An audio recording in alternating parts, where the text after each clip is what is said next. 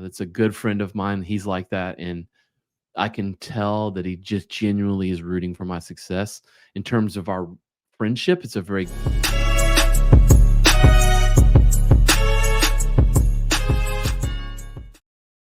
5 types of friends. Very first one is your covenant friend. This is the guy who is your ride or die, and they are always there for you. Your spiritual friend. your ride or die friend. These are the 5 types of friends that you should have. Um, these are some good ones, and it makes me kind of take stock of people in my life. And that first one, the ride or die, um, we all need that person that's gonna be there with you and for you no matter what. This is the person that'll pray for you. This is the person that you go for advice. We do need that friend in our life that we go for advice. It doesn't necessarily have to be a mentor, although that's probably one I would add to the list. But that person that we do ask advice of, and be careful of the advice that you do ask them. But it's important to have that Spiritual advice when you're down. This one's really hard to come by. It's called a confidant. Who do you go to when you have life decisions? The one you can share wins with. Because sometimes we can't share wins because people are jealous. This person right here, your confidant, you come to and say, hey, bro, check it out.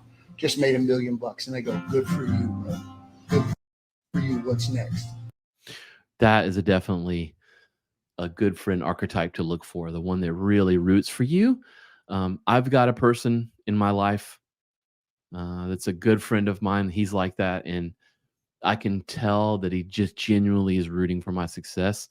In terms of our friendship, it's a very growth-oriented one, and it's not one that he feels that my wins mean his loss. And that's also something you could expand on into society in general, in that I feel like there's a lot of groups that do that, where we don't, like, my groups or my type of person, whatever, my success doesn't mean that the other ones have to be torn down in order for mine to be successful. We can all be successful.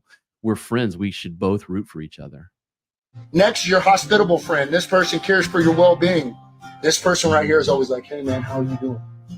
No, I don't care about how you're doing at work. How's your heart? Do you have that friend? If you don't have that friend, you need to seek out that friend, because that friend brings life. And then lastly, we all need a hitman. You know what a hitman friend does? Hey, bro, check it out. Some stuff went down. They don't ask questions. They go get a bat and they roll out. You need that friend too. You got me? That's a funny one. I remember that movie with oh man, it's about these guys in Boston. It's got Hawkeye and Ben Affleck, and I forget, Jeremy Renner and Ben Affleck, and they play these hoods basically from Boston. And he comes in. He's like, hey, don't need you to ask questions. I just need you to get ready, come with me. We're gonna hurt some people, and that's all I got to say about it. He's like, all right, which car we driving? That's we need that friend for sure. Hopefully you have that one. But the other one, the sort of like, heart check, that person that's making sure you're okay. That person cares about you. And there was another video I saw of Theo Vaughn.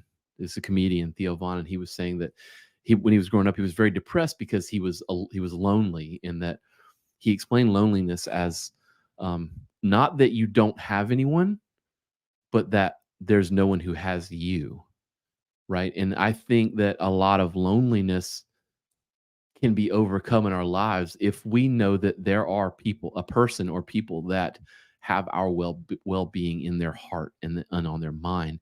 And that is sort of an antidote to loneliness, I think, and something we could look for. Really cool ones here. I like this. I would like to take a class with that guy. That'd be cool.